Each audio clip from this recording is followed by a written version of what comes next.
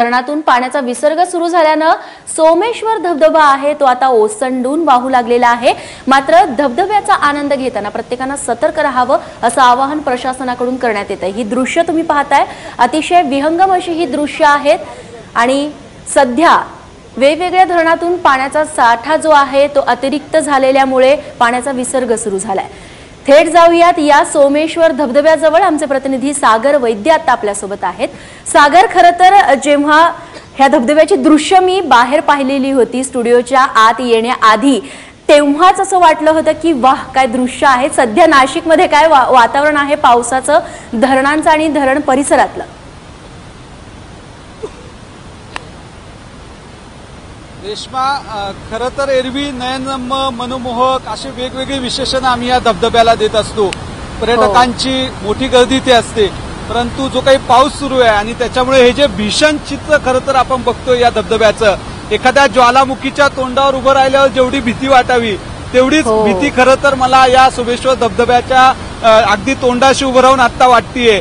कारण एरवी पाऊस पडतो आहे, वातावरण चांगलं झालंय, आल्हाददायक धरणाकडे आणि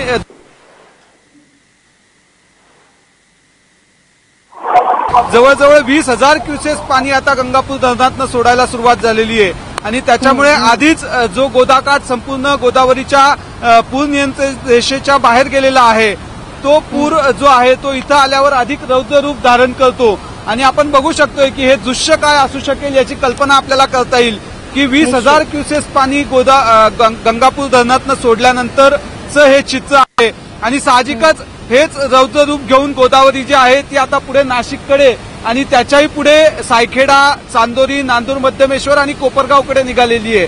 त्याच्यामुळे ज्या गावांची मी आता नावं घेतली, ही सगळी गावं आता धोकादायक रेषेत आहेत। कारण चांदोरी आणि सायखेडा ही जी दोन गावं आहेत, 2008 साली ही गावं पूर्णपणे पाण्याखाली बुडून गेलेली होती पुरामुळे।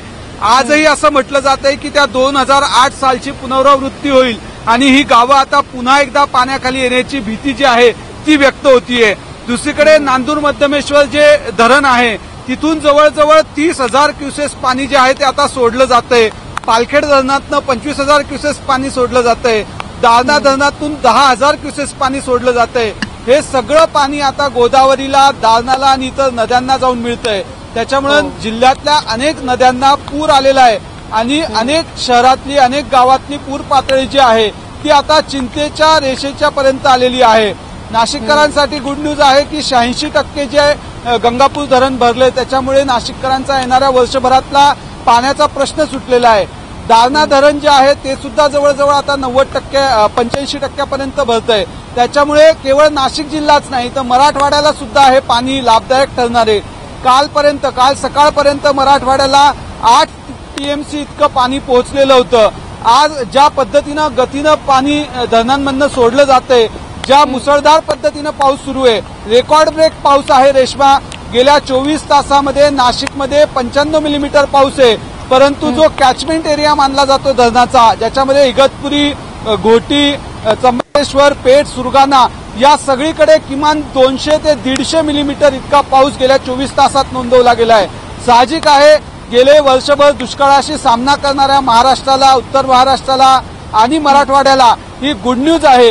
हे जे ओसंडून वाहणारं पाणी आहे हे आता आपापल्या धरणांमध्ये जाईल आणि तिथे जर वाचवलं गेलं तर निश्चित येणारं वर्ष जे आहे ते चांगलं जाईल। परंतु तत्पूर्वी हे जे काही पुराचं पाणी आपल्या दारापर्यंत येऊन पोहोचलंय त्याच्याबद्दल मात्र नागरिकांनी काळजी घेण्याची आवश्यकता आहे।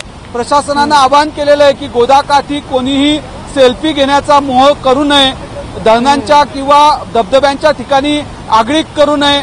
जे गावं, जी शहरं, ज्या वस्त्या नदीकाठी येतात, ज्या पूररेषेमध्ये येतात, त्यांना आता आपापली घरं आणि वस्त्या रिकाम्या करण्याचे आदेश प्रशासनाने दिलेत। रेश्मा, नक्कीच सागर, तुझ्या मागे जो धबधबा दिसतोय, खरं तर धबधब्याखाली भिजण्याचा आनंद काही वेगळा असतो। मग या धबधब्याची जी दृश्य आहेत खरं तर तीच अंगावरती येताना बघायला मिळतात। आपण संपूर्ण महाराष्ट्रातल्या प्रेक्षकांना दाखवूयात। सागर, तुमच्या कॅमेरामॅनला सांगा की कॅमेरा थोडा धबधब्याकडे पॅन करा, जेणेकरून संपूर्ण महाराष्ट्राला या महाकाय धबधब्याची दृश्य दिसतील।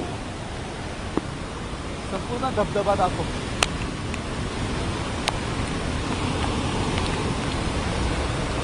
संपूर्ण महाराष्ट्र सागर हा धबधबा बघतो, त्यावेळेस तू सांगशील की कशा पद्धतीने पर्यटकांनी सतर्कता बाळगावी यासाठी प्रशासनाने काही आदेश दिले? रेश्मा, खरं तर या धबधब्याला पाहण्याचा एक वेगळा आनंद असतो. नाशिककर तो नेहमी लुटत असतात आणि आज सुद्धा अगदी भल्या सकाळी 6 वाजेपासून इथे मोठ्या प्रमाणावर पर्यटकांची, नाशिककरांची गर्दी होतीये. कॉलेजियन्स विशेषतः मोठ्या प्रमाणावर इथे आलेले आहेत. परंतु प्रशासनाने आत्ताच इथे बॅरिगेडिंग करून संपूर्ण रस्ते बंद केलेले आहे. कुठल्याही परिस्थितीत दुचाकी, चारचाकी वाहनं जी आहेत ती बाहेरच रोखली जात आहेत मुख्य रस्त्यांवर. त्याच्यानंतर अनेक जे अतिउत्साही लोक इथपर्यंत येऊन फोटो काढण्याचा प्रयत्न करत आहे, त्यांना रोखण्यासाठी प्रशासनाने दोऱ्या लावून इथे मनुष्यबळ उभं केलेलं आहे, जेणेकरून प्रशासकीय कर्मचारी इथे येण्यापासून लोकांना थांबवत आहेत. दुसरीकडे एक हेल्पलाईन नाशिक जिल्ह्याच्या प्रशासनाने सुरू केलेली आहे, जिचा नंबर 1077 अशा पद्धतीचा आहे आणि या नंबरवर कॉल केल्यानंतर कुठल्याही पद्धतीच्या आपत्कालीन परिस्थितीमध्ये मदतकार्य पोहोचवण्याची व्यवस्था प्रशासनाने केलेली आहे.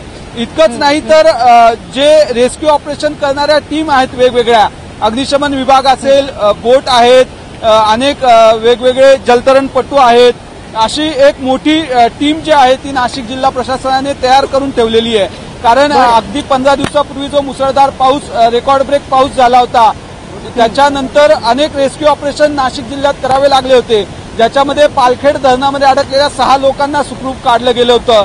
निफाडमध्ये 3 लोक पुराच्या पाण्यात अडकले होते, त्यांनाही आर्मीच्या मदतीनं सहीसलामत काढण्यात आलेलं होतं.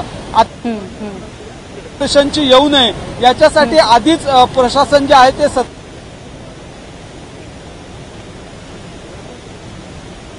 जी धोकादायक ठिकाणं आहे तिथे येण्यापासून लोकांना थांबवलं जातंय. नाशिक शहराचा जरी विचार केला तर अनेक बाजारपेठा ज्या आहेत रामकुंडाच्या परिसरातल्या, अगदी भांडी बाजार असेल किंवा रथगल्ली असेल, इतर महत्वाच्या ज्या बाजारपेठा ज्या पाण्याखाली येण्याची शक्यता आहे, ते संपूर्ण परिसर रिकामे करण्यात आलेले आहेत. रेश्मा, नक्कीच सागर, सतर्कतेचा इशारा तर देण्यात आलेला आहे. पुढची काही सेकंद आहेत, या धबधब्याची जी दृश्य आहेत ती संपूर्ण महाराष्ट्राला अनुभवायचे आणि खास करून या धबधब्याचा जो आवाज आहे ना तो देखील आम्हाला ऐकव.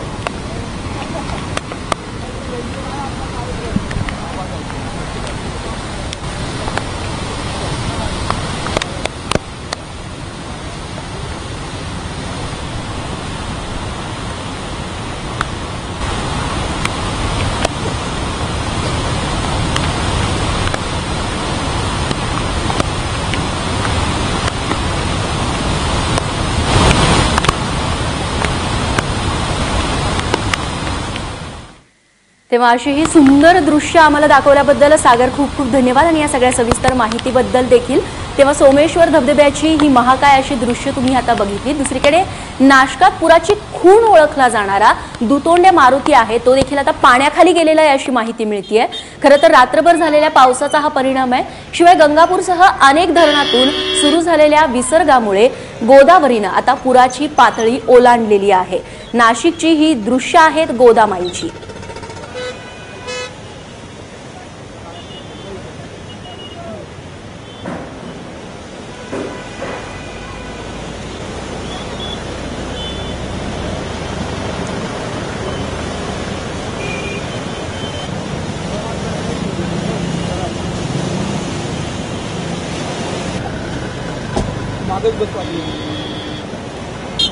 आणि काय आहे गोदावरीची सध्याची स्थिती सांगतोय आमचा प्रतिनिधी सागर वैद्य.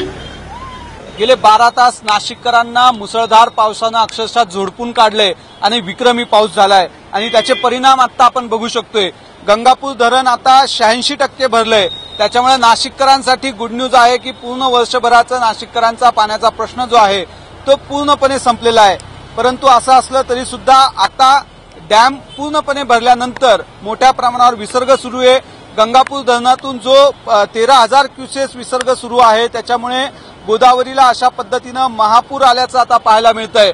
समोर जे चित्र आपण बघू शकतोय त्याच्यामध्ये आपण स्पष्टपणे पाहू शकतोय की संपूर्ण रामकुंड जो आहे तो पाण्याखाली गेलेला आहे.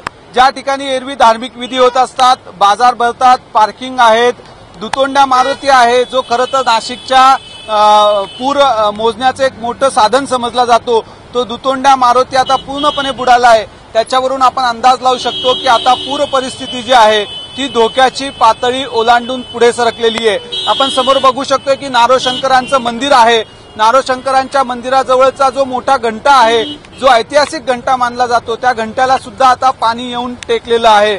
इकडे बांडे बाजार आहे जो पूर्णपणे पाण्याखाली गेलेला आहे। त्याच्यामुळे संपूर्ण बाजारपेठ, त्या परिसरातल्या टपऱ्या, तिथली छोटी मोठी दुकानं जी आहेत ती पूर्णपणे काढून टाकण्यात आलेली आहे। इकडे आपण बघू शकतोय की झाडं सुद्धा पाण्याखाली गेलेली आहेत, अनेक मंदिरं पाण्याखाली गेली आहे आणि त्याच्यामुळे रस्ते सुद्धा बंद करण्याची व्यवस्था जी आहे ती प्रशासनातर्फे करण्यात आलेली आहे। एकीकडे गोदावरी आणि गंगापूर धरणाची ही परिस्थिती असताना दुसरीकडे दारणा धरणातूनही मोठ्या प्रमाणावर विसर्ग सुरू आहे। 10,000 क्युसेस पाणी दारणा धरणातून सोडण्यात येतंय। इकडे पालखेड धरणामधून सुद्धा जवळजवळ 15,000 क्युसेस पाणी सोडलं जात आहे आणि नांदूर मध्यमेश्वर मधून तब्बल 23,000 क्युसेस पाणी सोडलं जात आहे।